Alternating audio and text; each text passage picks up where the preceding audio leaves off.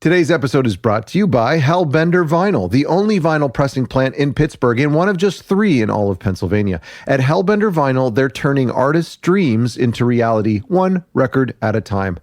Imagine watching your music or the music of your artist come to life as that warm spinning disc. Perhaps it's color. It's that, what's it called, where you squish 2 colors together, like color in color or blobs or whatever, or splatter. Splatter's kind of nice. Or maybe just clear. I'm a clear guy. I like white, clear. I've actually liked black again recently. Anyway, imagine that feeling of seeing your music, your first release as a record label. It's such a good feeling. It's an immersive experience, and it's an experience that fans can't get enough of. Hellbender isn't your average pressing plant. From eye-catching custom designs to 10-inch records and unique features like locked grooves, which is really cool. I wanted to try it on my last record, and I kind of chickened out. Anyway, they do it all, and they're musicians too, and they're record label owners too. And if you're new to vinyl, they've got you covered. Their team is known for making the process simple and approachable. If you're ready to take your... I just dropped my phone. If you're ready to take your music beyond the digital and hold it in your hands, check out Hellbender Vinyl at hellbendervinyl.com.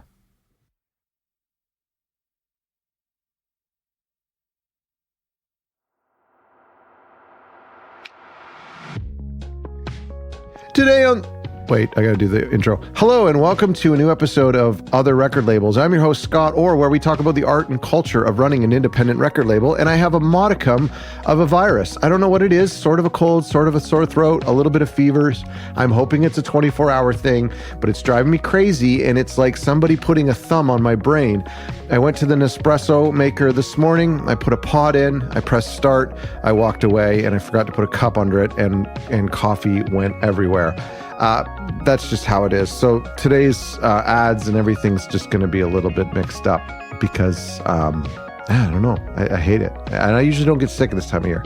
Anyway, forget all that. Today, we're talking with Sam from Feel It Records, and we're talking about running a record label, and we're also talking about a record label who opened a retail store, who had the opportunity to buy somebody's record store and kind of parlay their very successful, very popular, well-loved record label into a record store as well. What does that look like, and what kind of perspectives does that give our guests today? And so I hope you enjoy today's episode, and thanks again to Hellbender Vinyl for making it possible.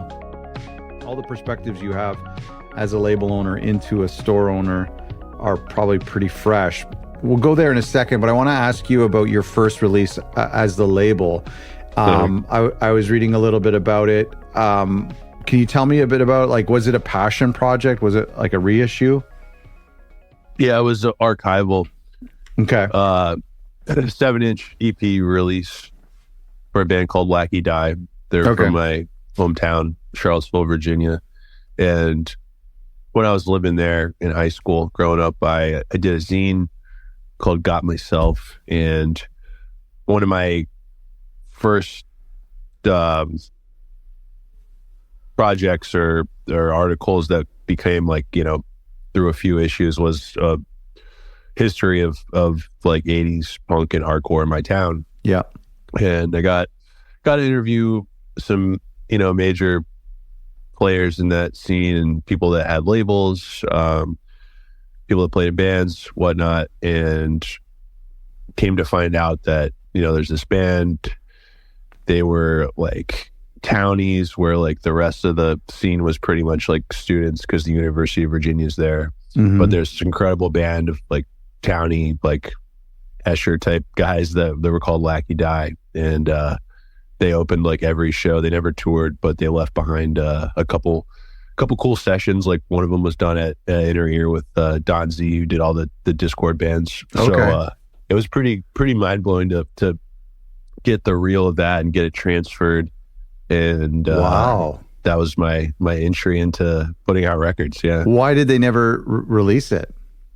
Well, a few of the songs were intended to go on this compilation that John Beers from the Landlords and Happy Flowers, he had a label called Catch Trout, and he was going to make a local compilation LP called I'll Walk with Fish.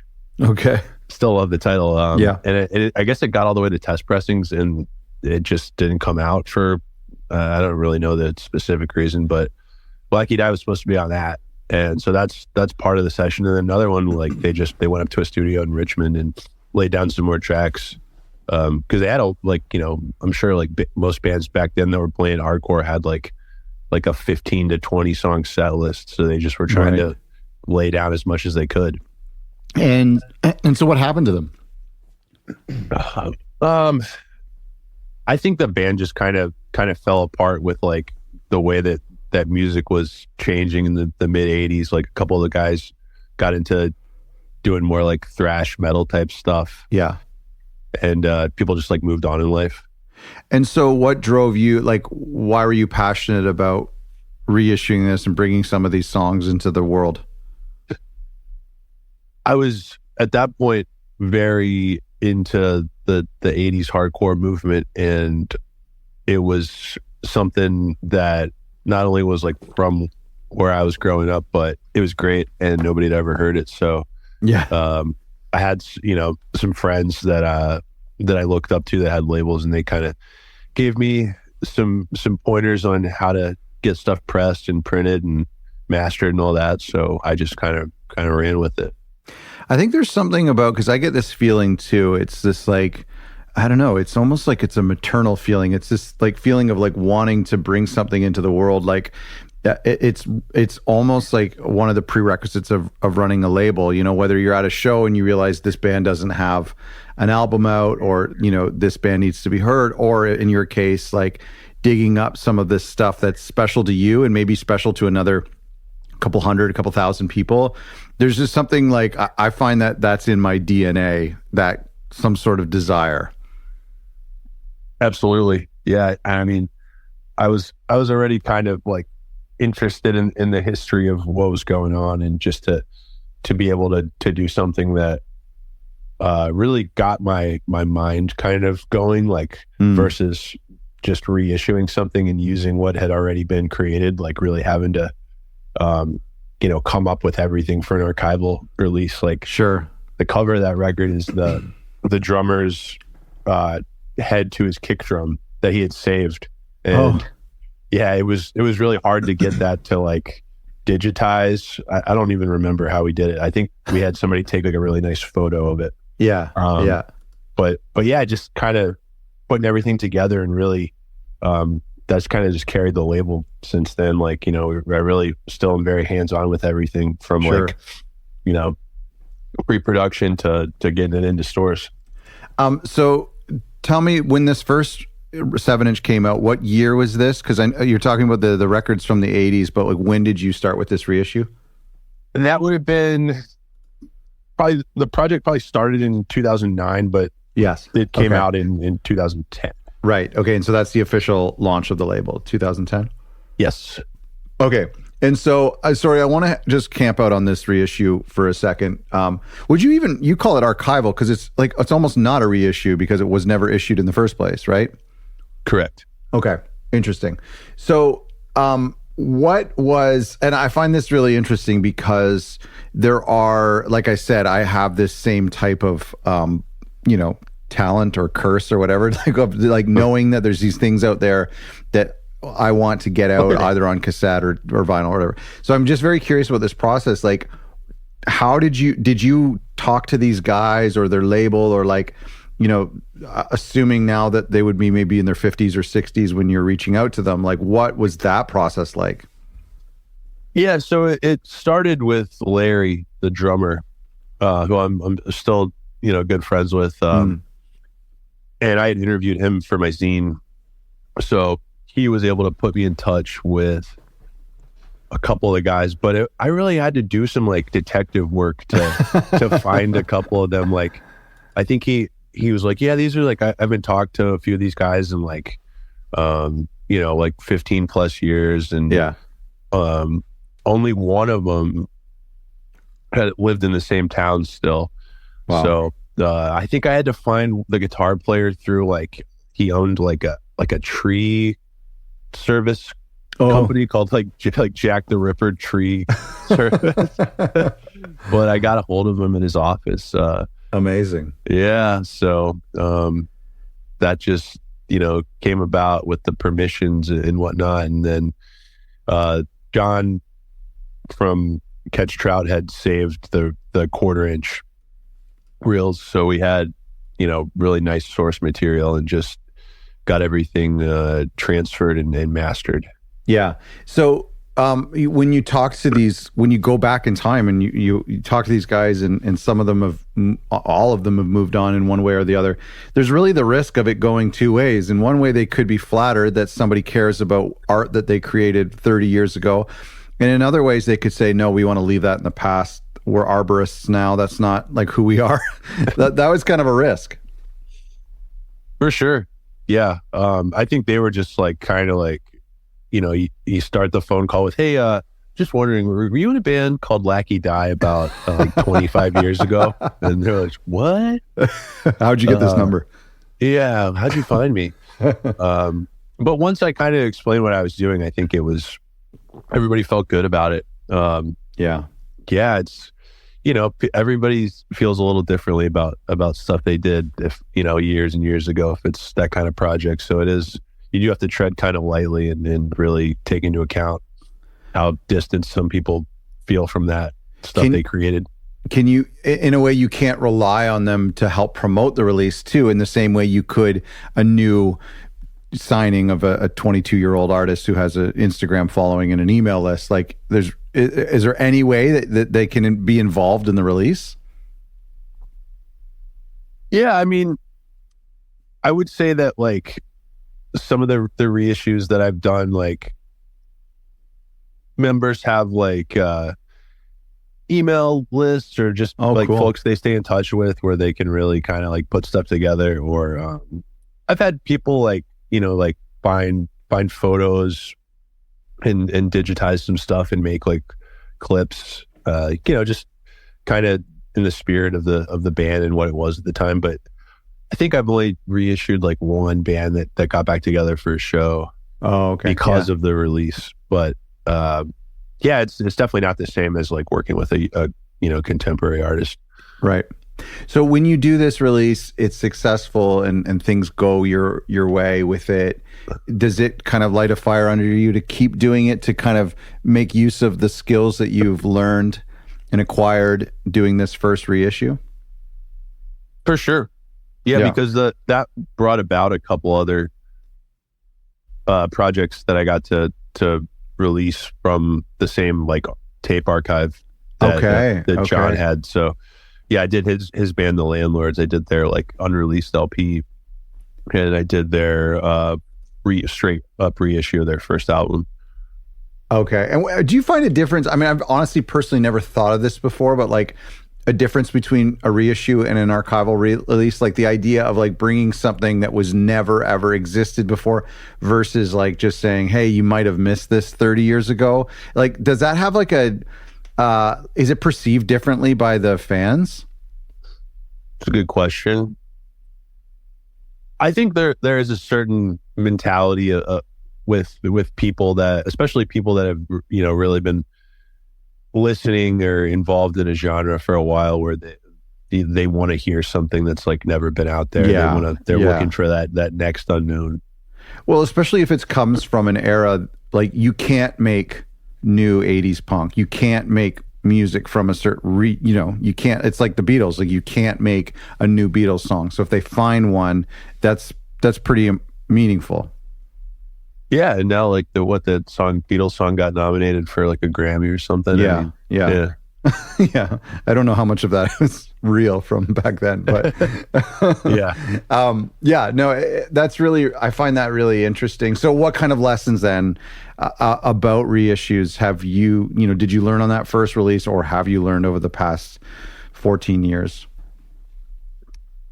Just from a label side? Yeah, from the label. Yeah. Mm-hmm.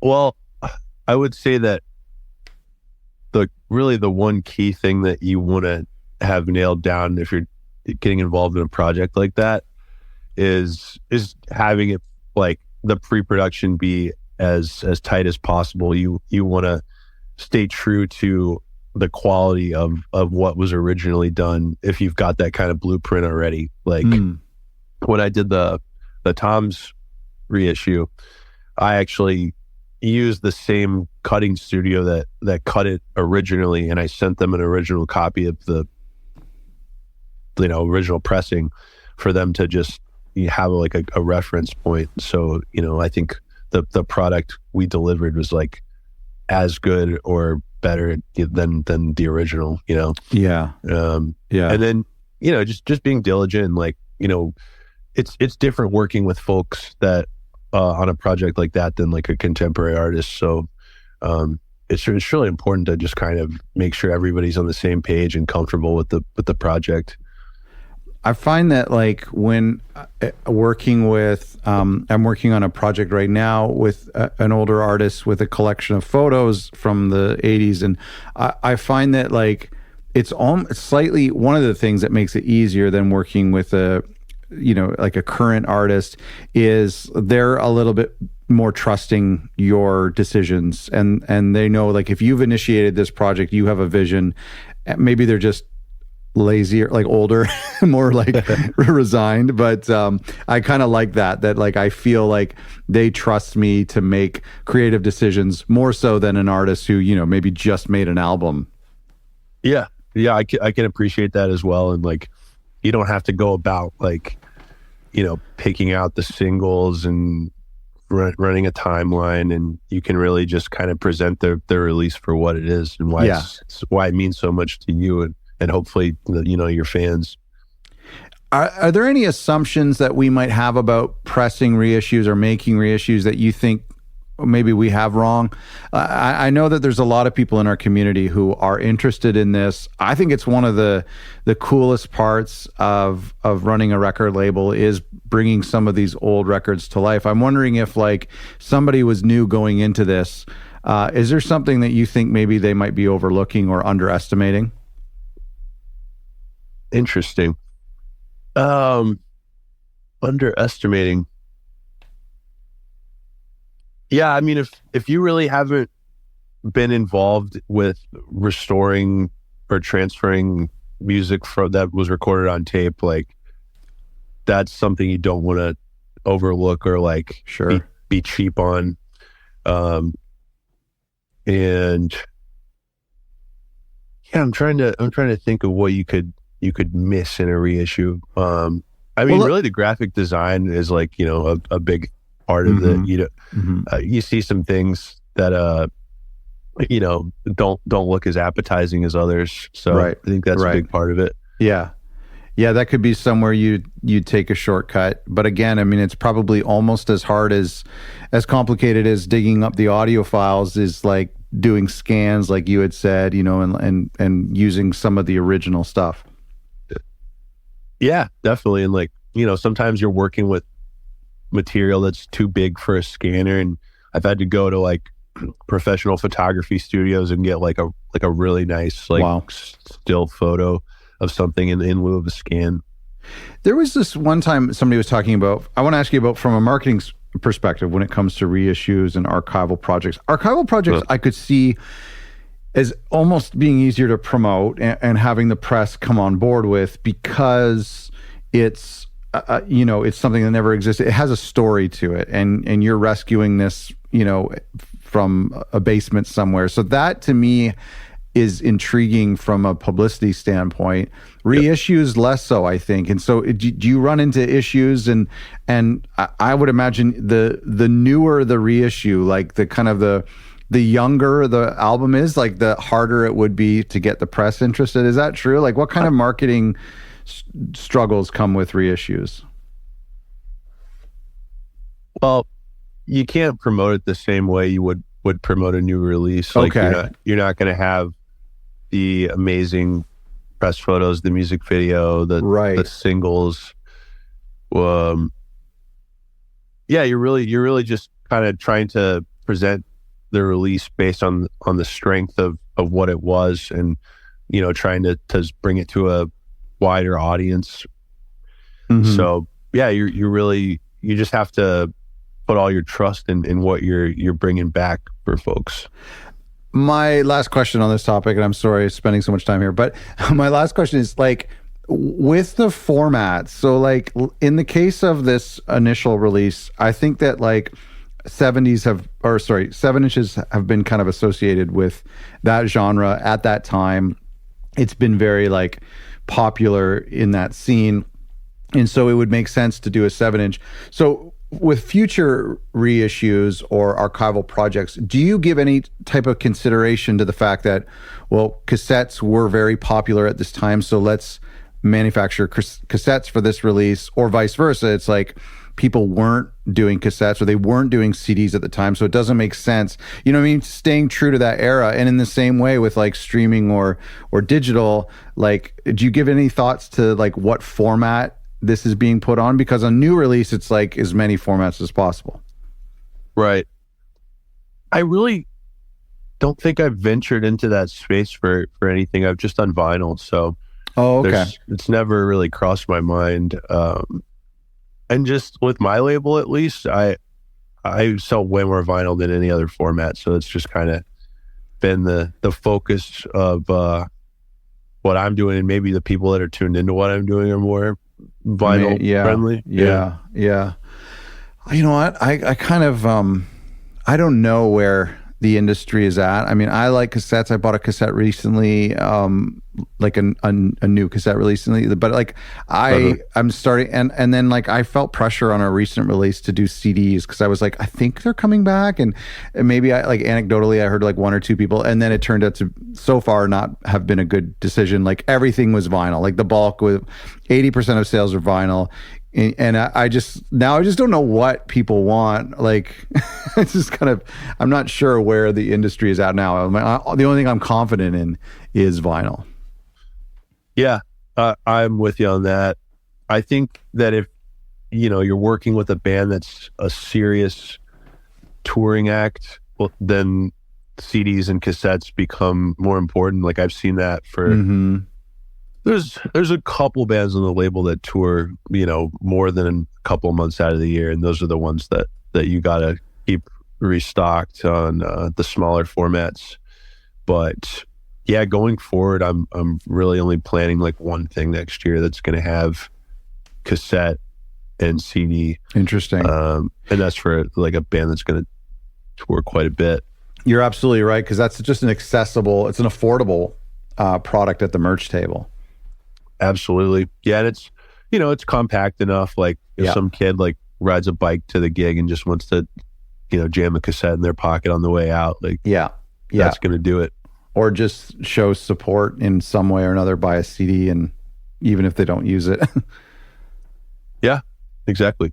Okay. So 14, almost 15 years into doing the label, a massive pivot into a brick and mortar component. Can you tell me the story about that? Sure. So when I moved to Cincinnati, I had no ambition of opening a store. It was already, pretty well, just like it felt full, like there was a store for every, kind of head. Okay. And I've, in the back of my head, I'd always wanted to open a store. I've worked in record stores for many years, and that's if I'm leaving the house, that's one of the few places I'm probably going.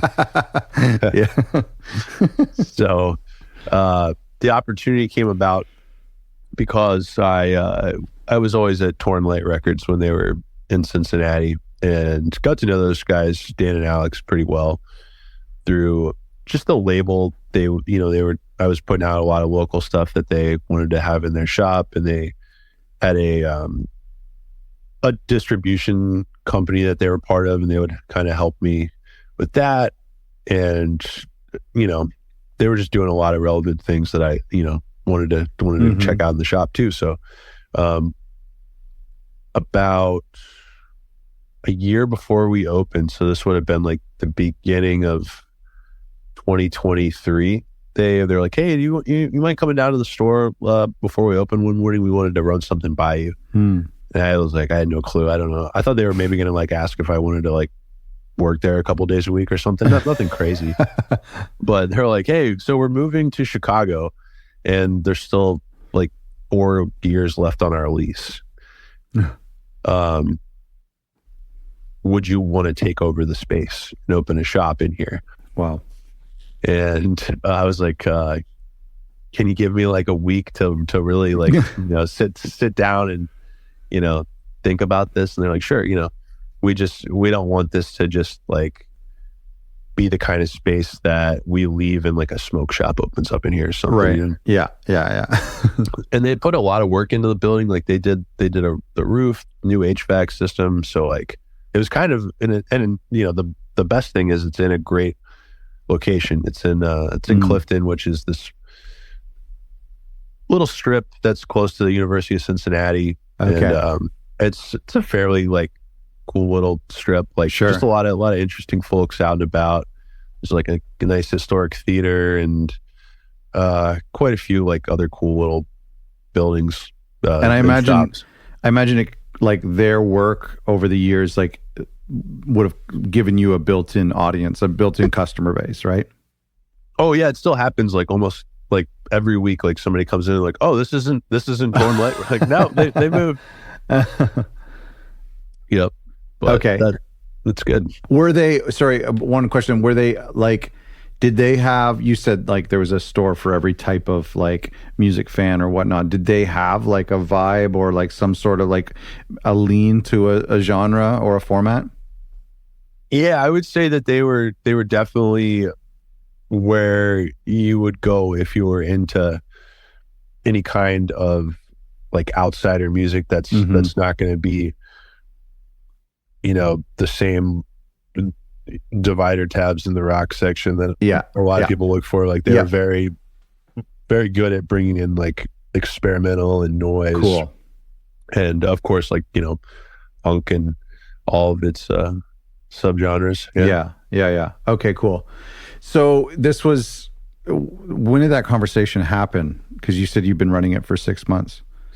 Yeah, so that would have been like 6 months and a week ago. Yeah. It's the conversation was early 2023, and they were like, we don't. The other complicated part of this whole situation was we don't really know when we're gonna leave, right? Because we're still looking for a space in Chicago. They're like, it's gonna be like at least 6 months, but it could be like a whole year, right? Or even more. Okay. And that was the hardest thing for me was like, I did have the time to gather the stock and, get my, figure out how to finance it. And you have to build relationships with distributors and all that. And get your staff, get your crew in line. But, it was like around the holidays last year and we still didn't really have anything nailed down. Like I hadn't signed the lease yet. And they were looking for a location in Chicago, which is got to be difficult. Sure. Yeah. And just moving your business to a new state. But so they were bringing everything with them. They weren't leaving you with any stock? No stock. They left. They left the fixtures. They basically just like moved everything out and I got the key. So I like the first day was like walking into a record store that was basically, I could have just put stock in, but it was like a ghost town of a record store. Wow. It was just a bunch of fixtures with nothing in them. Wow. So that's scary. Yeah.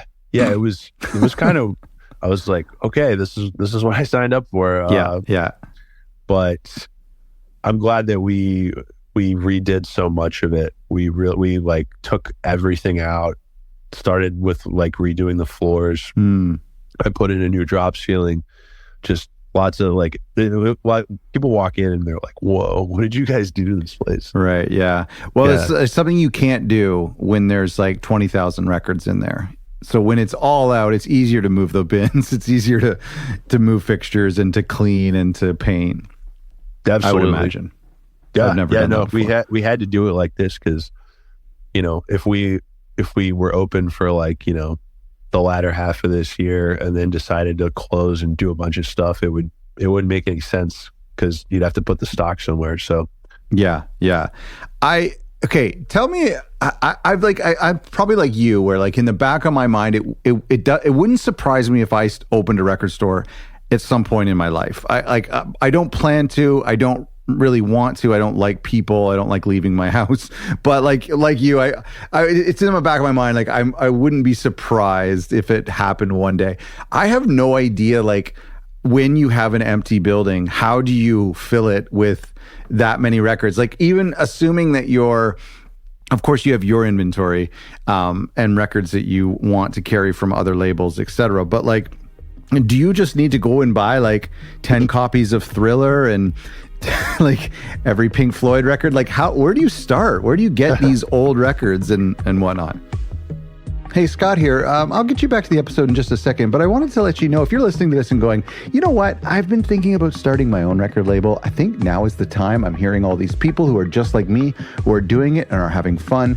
Maybe I should as well. Come over to our website, otherrecordlabels.com, where I just continue to collect all of these resources. Most of these resources are free that you can download, including our record label toolkit. And so to grab that, all you have to do is to go to otherrecordlabels.com/toolkit, and you can download our record label toolkit that includes tons of resources like templates and checklists and a record label budget and so much more. Go to otherrecordlabels.com/toolkit. Now back to the interview.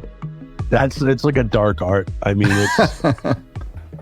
it really is something that you have to constantly be hustling to do the right way. Right. And even maybe the bigger part of this, that at least what goes through my head is being fair with people.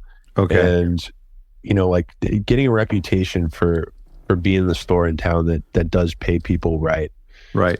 Which is already, even just in the few months we've been open, like, we've got a good reputation for that, and a lot of good stuff's been walking in. But when you, so paying, like when you're buying used records, I see what you're saying. Right. Yeah. Yes. And just Yes. being honest with people and being like, hey, I'm paying a little bit less on this because of the condition. Yeah. Like, here's what it would be worth. But, like, especially with like jazz records and like soul and funk in this town, there's so much of it just because it was kind of an epicenter for that back in like the, 70s. But yeah, the pre-opening part of it, that was just, having to just, I reached out to a lot of people that I had done reissue projects with, and like, hey, I'm opening a store. Do you have any records in your collection you want to sell? Yeah. Which netted like a lot of good like punk and metal to open with that like nobody else in the region had. So that was big, and I just had to travel. I had to hustle, drive all over the Midwest, and I got a few collections back home in Virginia too.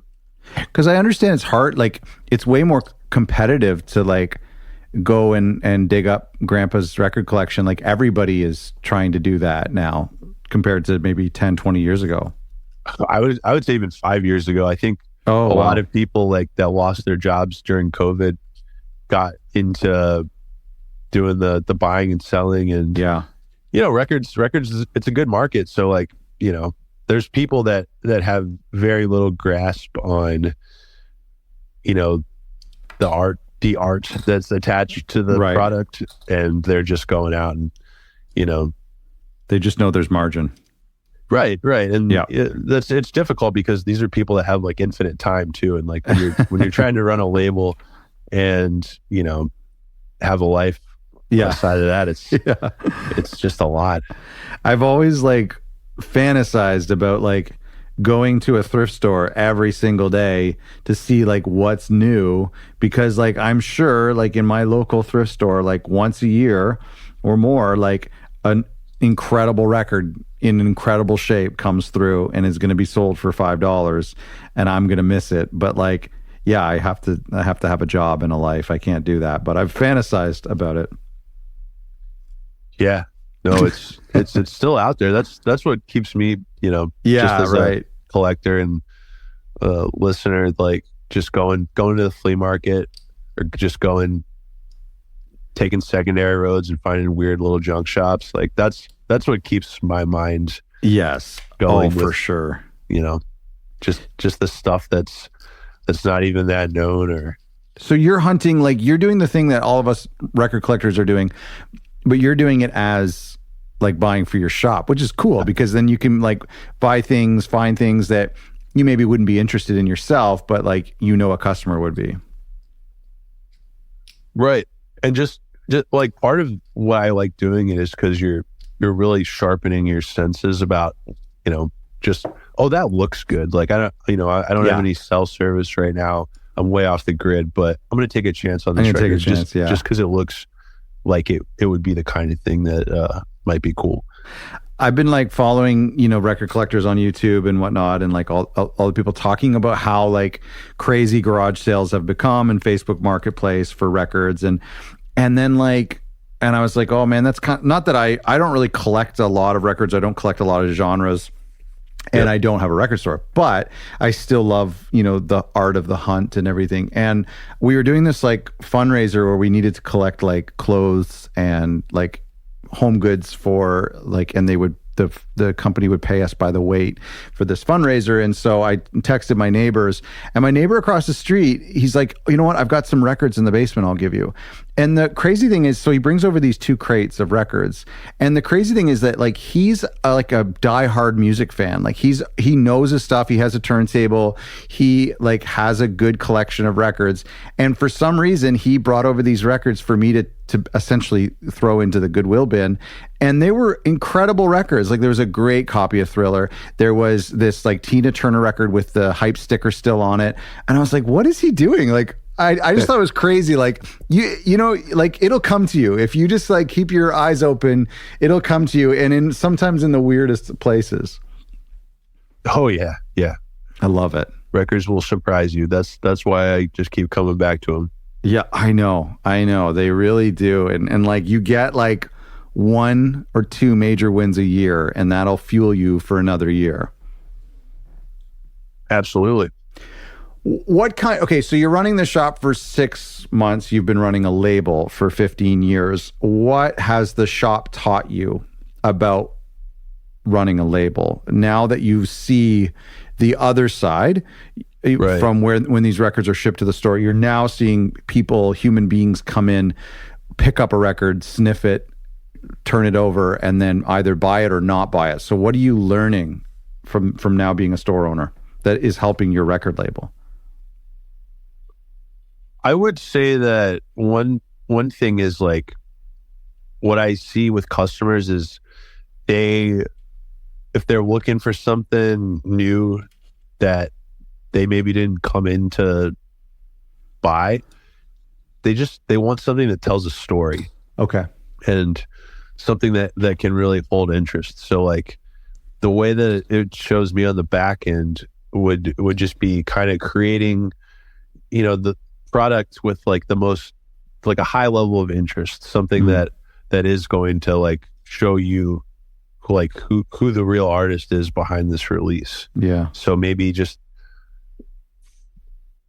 for me, like just kind of sharpening things and just making everything like flow better on the release end. Like I just been doing so much volume that I feel like maybe I lost a little bit of an eye for things here and there. So this, like seeing it from the retail end, is kind of like just really making me keenly aware of presentation and just what goes into a release. So they're critical. They're like very like careful with what they're spending $30-$40 on. Definitely. I think right now, especially with, just where the economy is, like people, they do want to go out and support your business and a local business and like find cool, new, interesting music, but they're not just going to buy stuff on a whim. Like, right. I mean, right. You're either just mowing through the classics, or you get a few people that really want to, hang out at the counter and talk about stuff. And like, we do special orders for people every week. And it's for me, it's cool to know what people are looking for too, because maybe that's informing me a little bit more about where I want to take the label in different directions in the future. I sometimes wish that record stores could be what Bandcamp is, in the sense that, like, before this episode, I went to your Bandcamp and I was scrolling through all the album covers, and I stopped on the ones that I was drawn to just from an art perspective. And then I clicked on it and then I listened to it. And then, like, of the 4 or 5 records I listened to, 2 or 3 I really liked, and I added them to my library. I just kind of feel like if I were to walk into your record store, I would feel overwhelmed. I probably would gravitate to to the, you know, the artist that I know what it's going to sound like, or this is Blue Note, so I know what this is going to sound like. However, I would wish that I would have the kind of patience to be in the store and do what I did on your Bandcamp. How do you do that? How, as a store owner, knowing that like there is a gem, there is a record in there that I just don't have the time or the patience to actually discover and listen to, buried somewhere in there. I just think that's a real shame.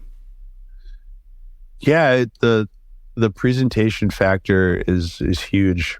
And we have like our bins have just, you know, in the long rows, like they have the ability for you to display a record over top of each row.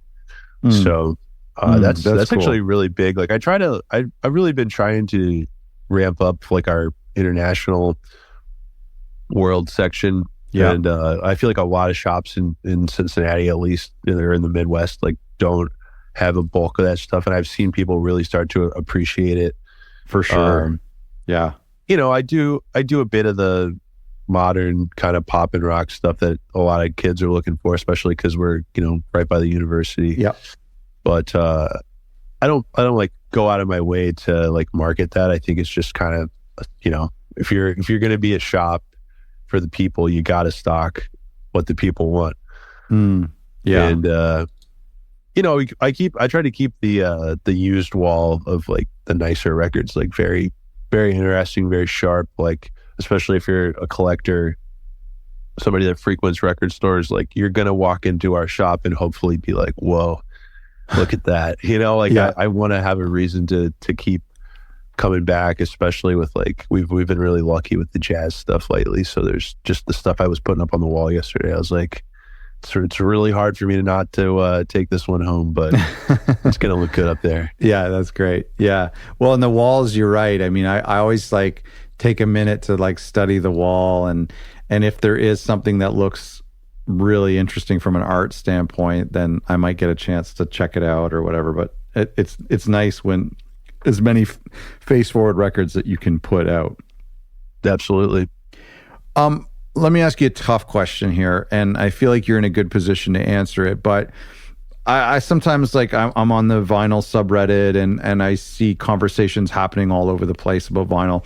A lot of the topic is pricing, and I feel like people's empathy and compassion towards small businesses and to artists is dissipating a little bit post-pandemic. It's during the pandemic, everyone's like, I know it's hard and the canal is blocked and blah blah blah.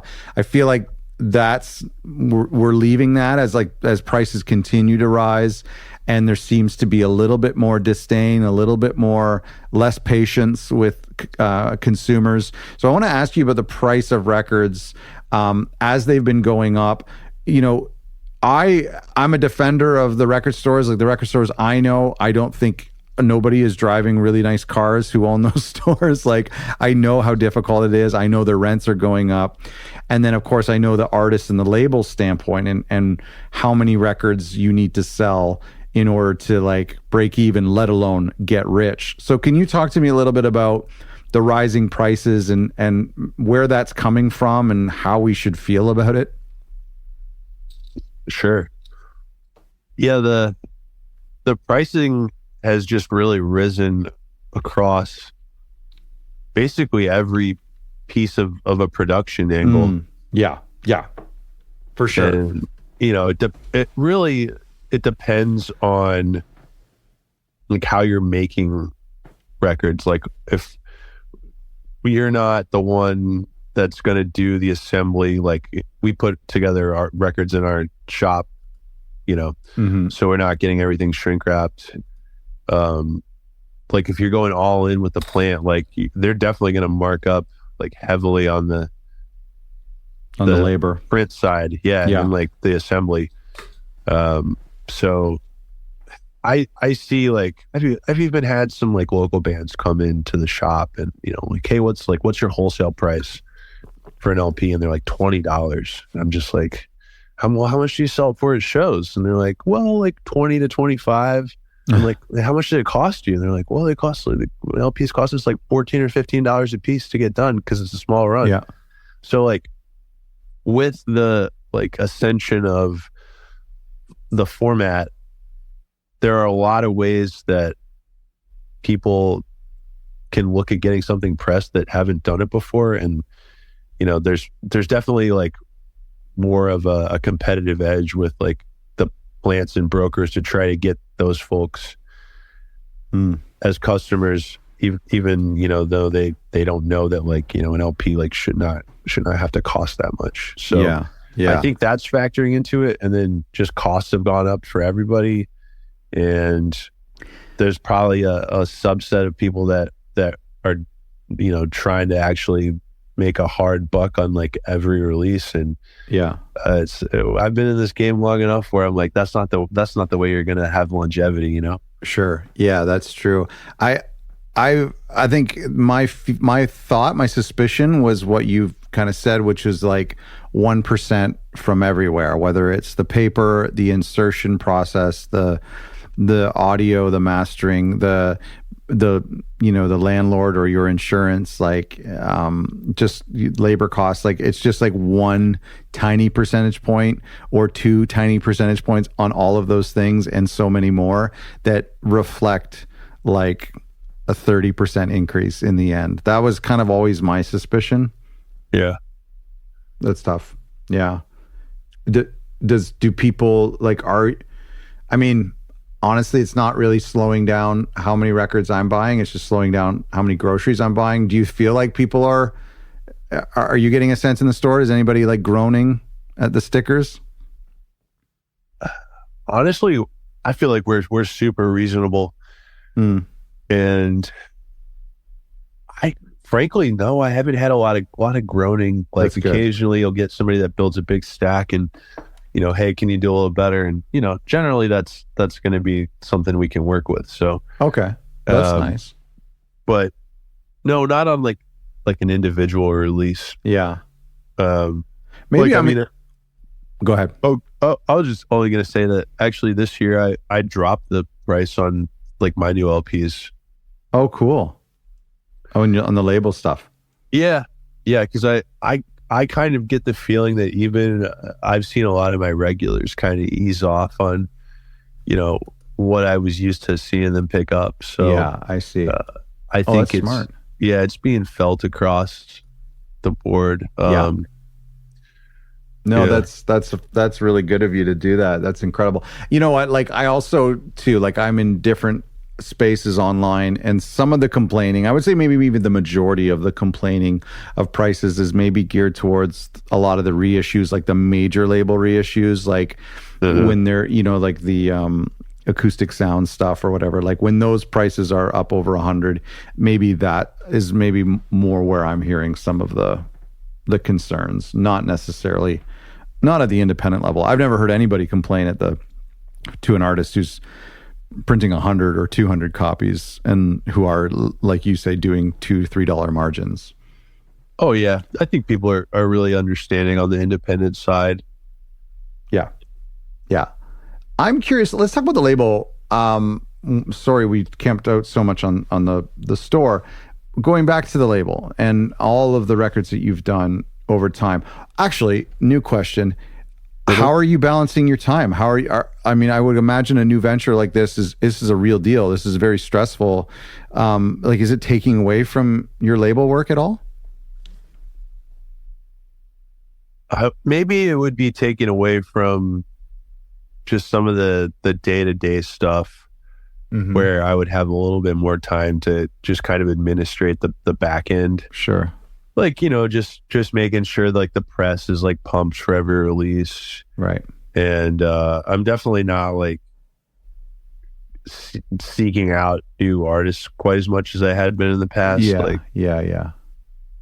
That's just kind of been a few things that have kind of taken off a little bit from when I just had, you know, my time at home. I was doing the label just full-time work from home for the past like 3 years basically. So, you know, I have like a little warehouse space that I can go to and like store stuff. So it wasn't like life and enveloping, like having it all in my house. But yeah, with the store, it's like there are so many other things that just come up, and especially if you're like really focusing on something and then somebody comes in to like, sell you nice records, you have to just stop and your train of thought is derailed. Yeah.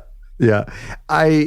I would imagine too, and this is not advice we could give every listener because not every record label out there can open a brick and mortar store. But I just would think from a business standpoint, adding this new revenue stream that is, very solid and certainly reliable in the summer and in the Christmas season when record label is maybe dipping a little bit. Like that's just got to be a very smart business move to have this new piece of the pie. Yeah, I think it really solidifies what the label has been doing and, kind of gives it a nice profile for the future. And especially with like, working with new artists and like I've always wanted it to feel like a, friends and family kind of operation, but this just having the brick and mortar just kind of ties it all in. And I think, people are really proud to be a part of the label. And now that it's got the shop, like even more so. Can you, I've always thought it was so cool for a label to have a record store or vice versa, but because you have these music buyers coming into your store every day, like how do you promote the label in the store?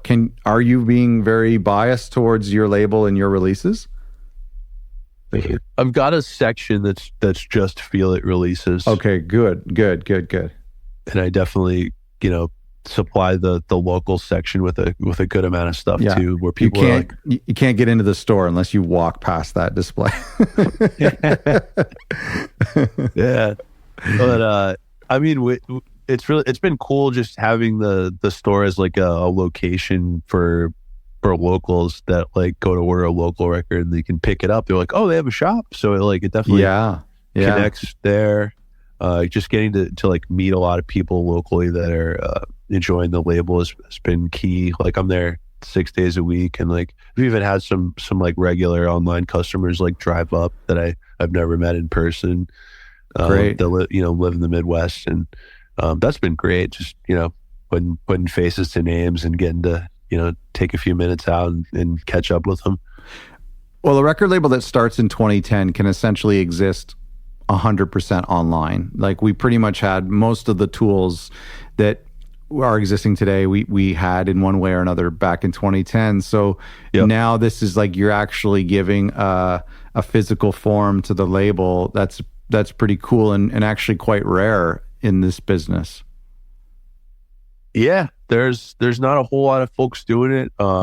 Locally, it's been cool to get to know the Coal Mine Records folks. Yeah, Terry, for sure. Yeah, Terry and Bob. They were just in the shop a couple of weeks ago. So it was cool to see them. The interview we did with them was very similar to this conversation. And actually, some of the things that Terry said with regard to like their hype stickers is, just about like how important it is to have an eye-catching and like, the information that they can put on a hype sticker, like, how that was how his record store and his customer experience informed the labels making records, which I thought was really cool and very, very similar to what you said. Yeah. And when I see what they're doing, it's just like a whole nother level.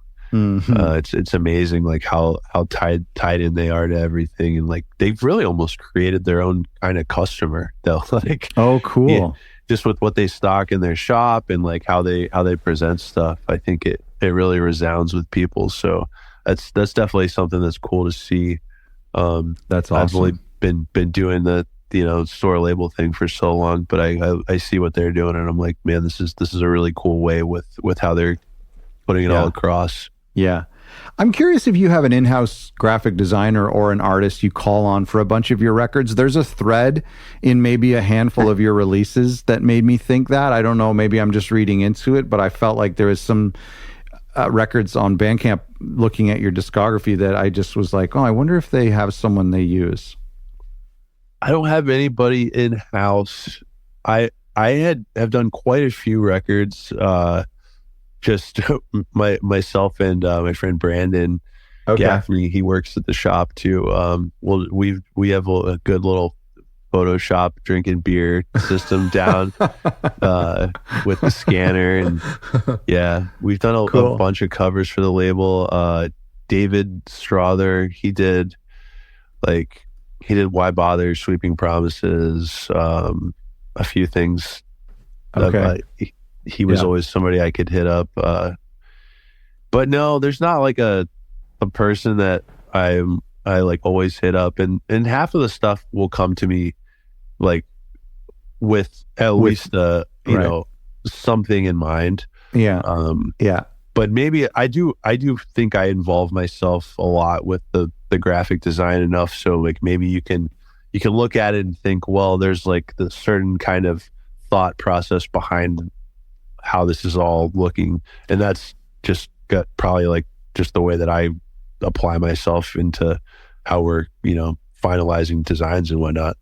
Yeah, I mean, like you said, Why Bother? Yeah, for sure. And Sweeping Promises, Class was a lot of their stuff is what I was really drawn to. But anything where there's like white space, like Private Lives as well, like there's, I that's where I kind of got the feeling like maybe there was some. Spread Joy has a really cool cover, like stuff that like tied together in a certain way. Yeah. Well, yeah, now that I think about it, David did the new Class cover, so that would line up. Yeah. But what about from a sound standpoint? Like the records I listen to on Bandcamp, I would say have a sound, meaning like if someone liked the first record they listened to, they're probably going to like the next one and the next one. What like makes a Feel It release in your mind? You're talking about from the sonic angle? Yeah. I've always just liked lining things up where the sequence is tight. There's not a lot of room for your mind wandering from the, you know, listening at hand. And I like things to be loud and sharp and well-rounded and just have an air of like imagination and in personality. So like really you are just in the moment with what you're hearing, and there's not a lot of fluff or overproduction at all. Yeah. And I guess I would imagine your fans over the 15 years, like it must be nice to get to that place where people are subscribed to you. I imagine there's probably one or two people or more that pick up everything you release. But I mean, just the idea that like everyone is going to, you know, a good portion of your fans are going to check out everything you do and be interested in the bulk of it. I feel like that's just like a great goal for record labels. Yeah, and it's been something that has taken a long time to kind of maneuver and cultivate. I'm just happy to see that it's resounding with people, and the fact that bands that I have done one record for come back and we'll do 2, 3, 4, 5 albums together, and you know we're still as interested or not more interested about working together and just the possibilities of what we can do. So I think that ties into it a lot. Where are you at with reissues these days? Like what's your ratio from contemporary release to a reissue? It's probably like 20 new to 1 reissue. Like just the sheer amount of material I'm getting from active bands. I kind of pulled away from the reissue stuff just with the shop opening because the time involved on that end of things is, you know, it can take more than, you know, we already talked about that. You know, nothing's coming to you fully dressed and ready to go. Yeah, that's right. Yeah, that's right. No, it's a good point. Well, congrats on the label. Congrats on the new store. Congrats on everything. I love what you have going, and thank you so much for taking the time to chat today. Absolutely. It's been great chatting with you. And, you know, I've listened to this podcast in the past and have taken some cool things from it. So, oh, great. That's awesome. My only hope would, you know, be that somebody hears this that's thinking about, you know, doing something or already doing something and feel a little bit of the same way. Yeah. Oh, I guarantee it. I guarantee it. Thanks so much, Sam. Great to chat with you. All right, Scott. Thank you. Thanks to Sam. And thanks to you for listening. Check out Feel It by going to feelitrecordshop.com or feelitrecords.bandcamp.com. And thanks again to this week's sponsor, Hellbender Vinyl. If you're thinking about making records, and we talked about records a lot on today's episode, if you want to make your own records, go with our guys at Hellbender by checking them out at hellbendervinyl.com.